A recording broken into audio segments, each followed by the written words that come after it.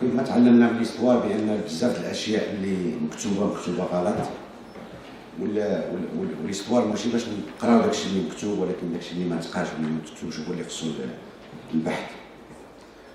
ومن لانفورماسيون ليست صحيحه يجب تصحيحها. علاش اتلانتيك، علاش متوسطي وليس، علاش خصو يكون اطلسي وليس متوسطي؟ هما غادي يديروا هذا غير جوك. هذا راه المغرب كان لاصق في ستاد مان، كان جزء we cannot be British. But l'idée باش cultural متفق معك مختار should have been Atlantic, not Mediterranean. The next speaker الصديق ديالي جون وينغ. جون وينغ هو أستاذ ديال التاريخ في كلية مدينة نيويورك، وهو شاف ديبارتمون ديال الإستوار. Let me say it in English, then I can translate. He's a historian of modern Spain and its empire from 1450 to the 1800s. His research focuses on environmental history and state formation, including the emergence of forest conservation, a matter of importance to the monarchy of Spain, in need obviously of wooden ships, and of course to connect and defend its global empire that was fast expanding. Dr. Wing authored many books, including The Roots of an Empire, Forest and State Power in Early Modern Spain, 1500-1570, and he currently teaches a course on Spain, Early Modern Europe, Colonial Latin America, Environmental History, and he received his PhD from the University of Minnesota and has been at the College of Staten Island since 2009. And I'm very glad that you joined us, Dr. Wing, and please come to the stage. Can I sit here? Let him do the introduction. Can I sit here, or should I go? Whatever you like. If you want to sit there, that will be fine. Yeah, I'll just sit here. All right.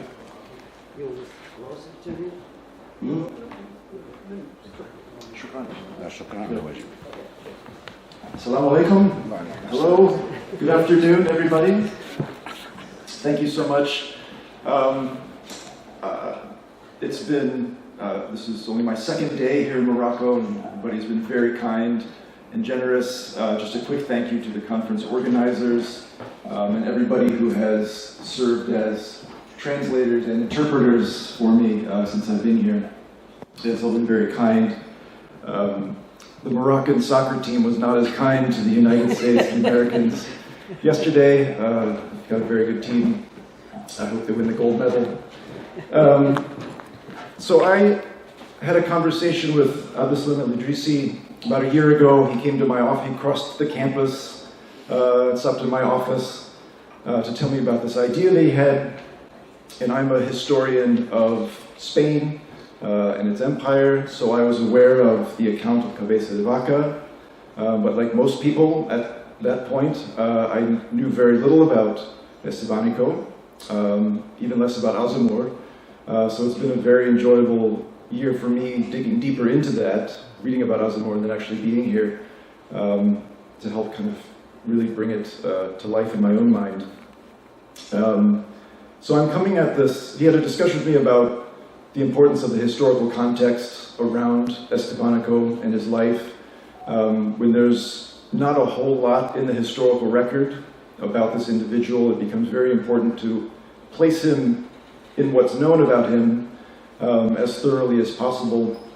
So his place within, it's going to be very much an Atlantic story for me too, to talk about this as an Atlantic kind of story.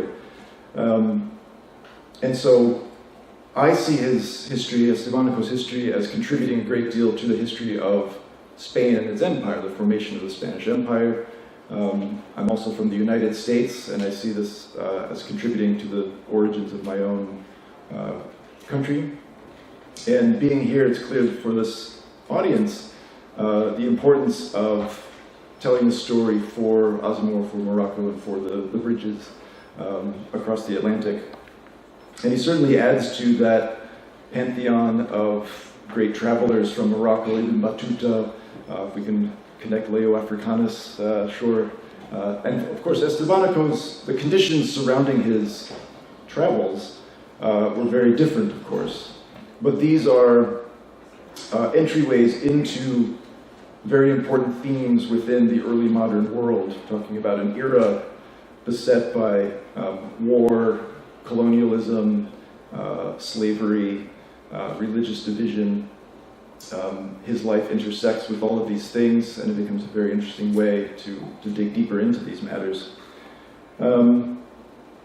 So to get to that context, this early modern world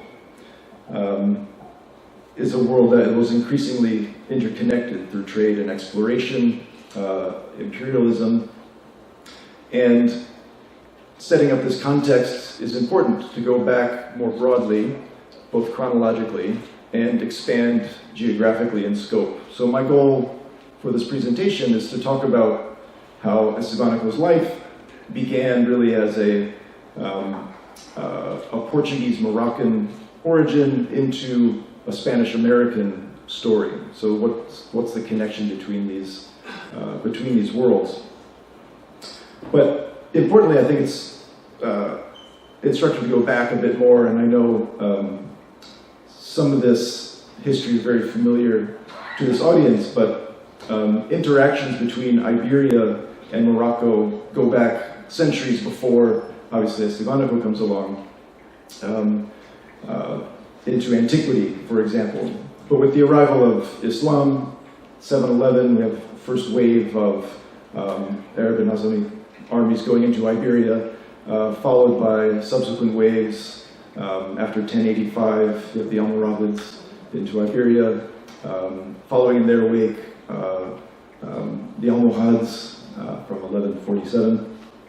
And these were the centuries of the reconquest, the Reconquista. And the frontiers between Christianity and Islam were shifting. On the Portuguese western edge of the Iberian Peninsula, they began pushing down and crossed back across the Straits of Gibraltar into Ceuta in 1415. And again, as this audience knows, Morocco in the 15th century was not a unified state. At this time, you had sort of shifting powers, the Meridids, to a related house, the Otassids, who emerged basically in power by 1460, the 1460s, with a center of power around Fez, and from there, continued struggles against the Portuguese in the north, until Muhammad al-Sheikh signed a treaty with the King of Portugal at the time, King Afonso V, in 1471, which for the Portuguese this was significant because it settled matters in the north and gave them impetus to move farther south along the Atlantic coast of Morocco. And at the time of this peace, the Otassids were turning to concentrate their power around Fez, leaving Portugal basically to establish themselves along ports along the Atlantic coast, able to establish peace on their terms. So at this time, Ba'zemor becomes a tribute-paying city to the Portuguese. A fortress is built in Ba'zemor. And it should also be said that Morocco's orientation was not focused to the north entirely. Of course, there's a frontier to the south, and increasing connections to sub-Saharan Africa through the trans-Saharan trade brought a great deal of merchandise, gold, slaves to places like Marrakesh, which also attracted the Portuguese. And it was very clear that the Portuguese were continuing their reconquista, their reconquest, not just out of religious purposes, but for material gain as well. And of course, they were getting access to gold and slaves. But what's interesting is that Morocco was providing goods for the Portuguese, like wheat, horses, leather, that they were taking with them to sub-Saharan Africa to trade, to gain access directly to gold enslaved in sub-Saharan Africa. So Morocco played this distinctive role for the Portuguese in their era of exploration and expansion in West Africa. Europeans, not just the Portuguese, but the Europeans had been looking for alternative routes to wealth of Asia for a couple of centuries by that point, beginning with the fall of the Mongol Empire, followed by the Black Death in the mid-14th century, sort of severing the peaceful trade routes through Central Asia to the Mediterranean.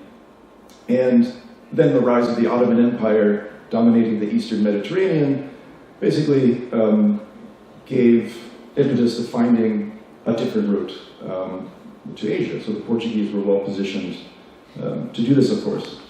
But another point I'm trying to make throughout this is that when we're talking about a Portuguese empire or a Spanish empire, as much as they might like to make this claim, we're not made up exclusively by Portuguese or by Spanish.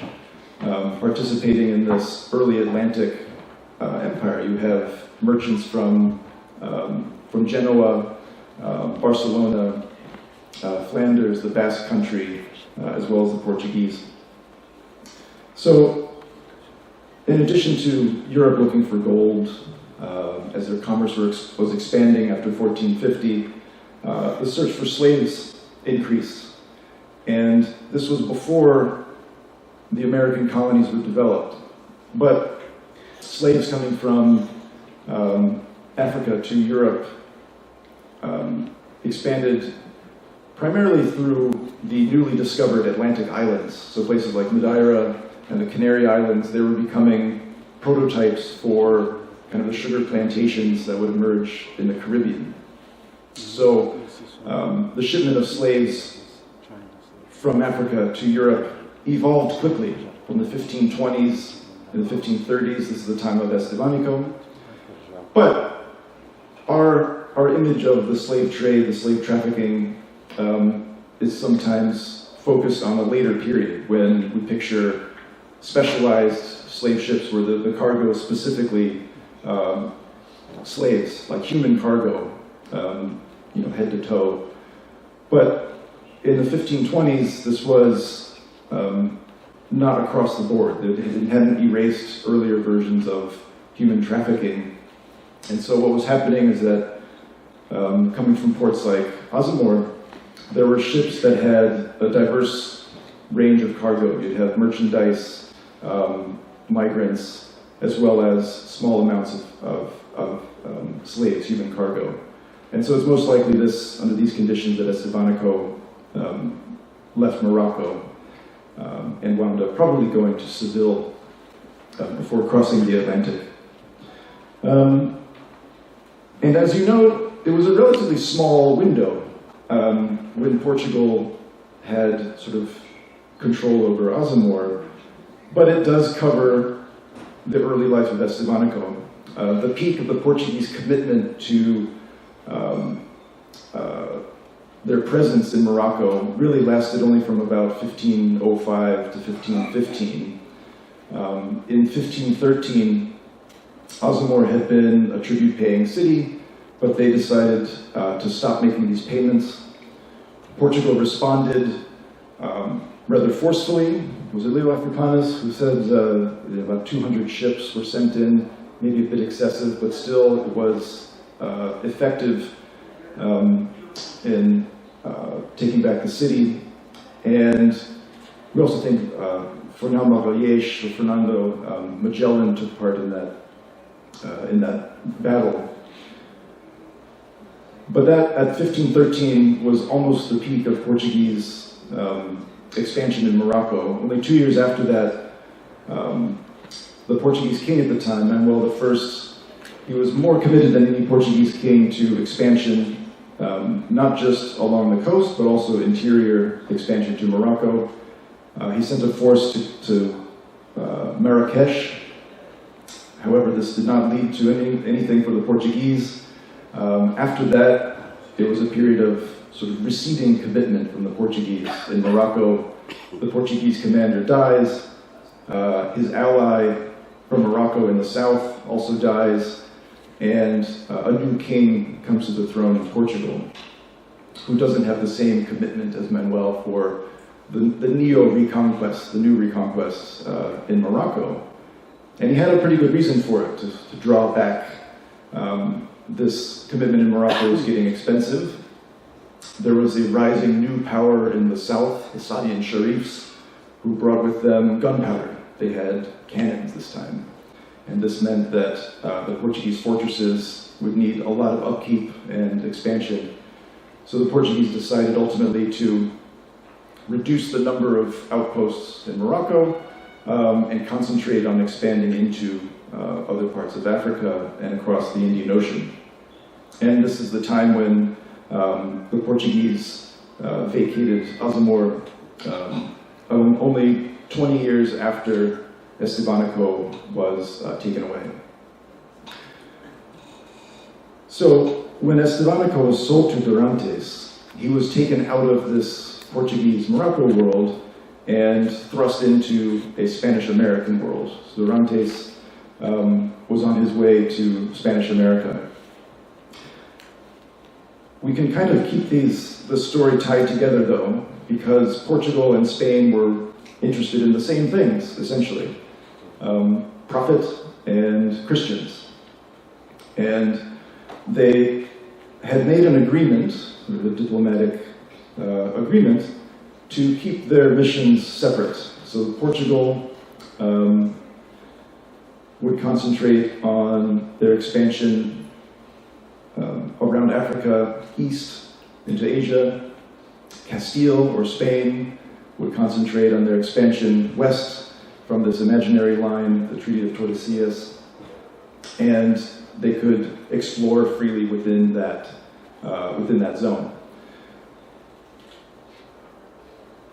There's a document all of you should read if you haven't encountered it. It's very interesting. It's a letter from the King of Portugal in 1499, who's sharing the news of the discovery of India. Vasco da Gama reached India in 1498. The news gets back to Europe. The king writes to his cousins, Isabel and Fernando in Spain, and he really wants to kind of brag a bit, essentially, saying this is what the Portuguese Empire has discovered. He's bringing back jewels, rubies, spices, but he's writing it as if, isn't this great news? This is great for all of us.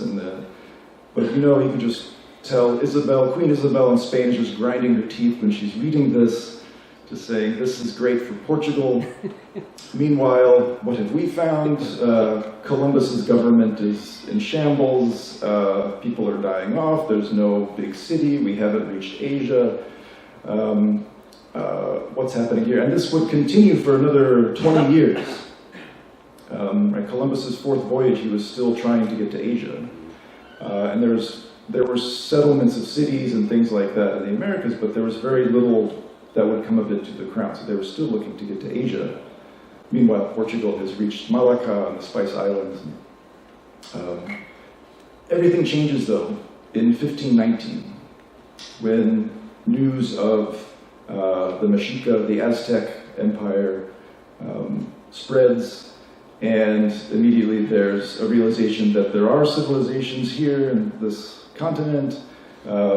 There's cities, there's wealth, potential Christians, and sort of a newly found purpose in the Americas is generated. They still want to get to Asia, but there's a new sort of purpose to being in the Americas.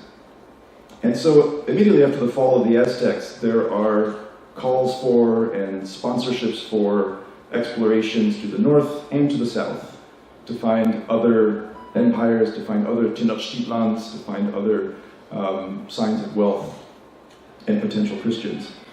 In 1527, only a few years after the fall of the Aztecs, Francisco Pizarro sees some indication of other civilization, wealth, from Tumbes in northern Peru. he doesn't go directly to conquer it yet. What he does first is he goes back to Spain to get a license from the king, so that anything he claims has basically legitimacy in the eyes of the crown. That same year, 1527, is when Pánfilo de Narváez starts his journey north. So we have explorers going south, explorers going north, and this is the Estebanico exploration. And they pick up where Ponte de León left off in San Juan de Puerto Rico and Florida.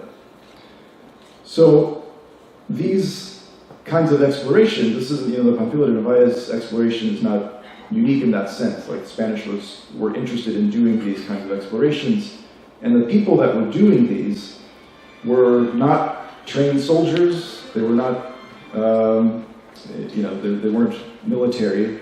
They were very often a cross-section of society. So you'd have, in this group, you would have merchants, you would have notaries, you'd have members of the church, you'd have a lot of young, disaffected men from Extremadura looking to get rich.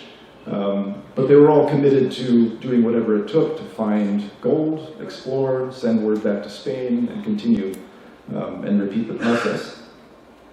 In the entourage with Cortés, for example, most of the people were from Spain, but there were also people from Italy, from Greece, from Flanders, and the historian Henry Kamen points out that there were at least 2 black people in this conquest unit.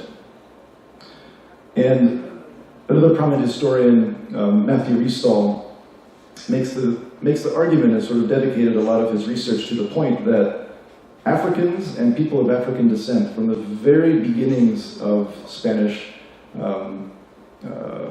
activity in the Americas, were present, both as voluntary expeditionaries and as involuntary colonists.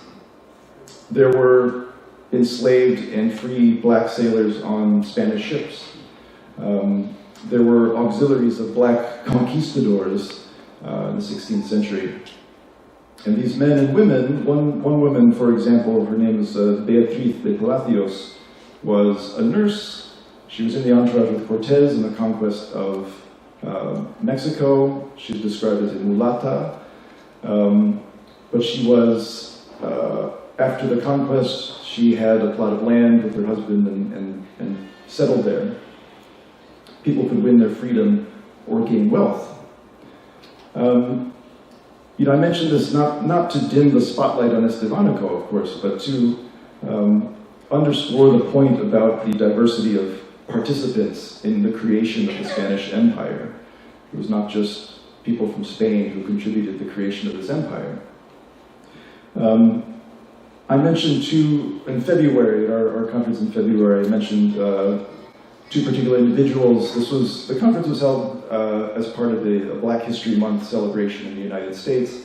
And I mentioned 2 other individuals who took part in the creation of the Spanish Empire that had African roots. One, I'll mention 2. One was named Pedro Alonso Niño. He had a white Spanish father and a black mother. He piloted the Santa Maria, which is a famous vessel because it was Christopher Columbus's ship in 1492. He also took part in Columbus's 3rd voyage, a few years later. It was the first European voyage to encounter South America. And he would carry out his own explorations of his own after that. The other person was named Juan Garrido, and he was born in Africa. He was taken to Lisbon and then to Seville. He crossed the Atlantic in 1503 and joined Juan Ponce de León in 1508 to search for gold in Puerto Rico. In 1519, he joined Cortés in the invasion of Mexico. In 1521, he returned to Florida about 6 or 7 years before Estebanico arrived, and then returned to Mexico. It is possible, it's never been really argued, or there's no historical evidence at this point, that Juan Garrido and Estebanico were in the same place at the same time and may have crossed paths. They were in Mexico City, Mexico at the same time, after Estebanico's return from the Narvaez expedition in 1536. My final point is that black and white conquistadors throughout the process could not have done what they did without aid from indigenous allies. In fact, it's almost always the case that at some point they're fully dependent on indigenous support, guidance, and hospitality. The earliest Spanish settlers in Hispaniola, for example, couldn't have survived without Taino agriculture. Cortez could not have captured Tenochtitlan without the military support of the city-states of Tlaxcala and Texcoco, for example. And expeditions, such as the one that Estebanico was on, could not have been carried out without indigenous guides or a certain level of indigenous tolerance of outsiders. Of course, it wasn't always so hospitable, but this is part of the story, an important part of the story.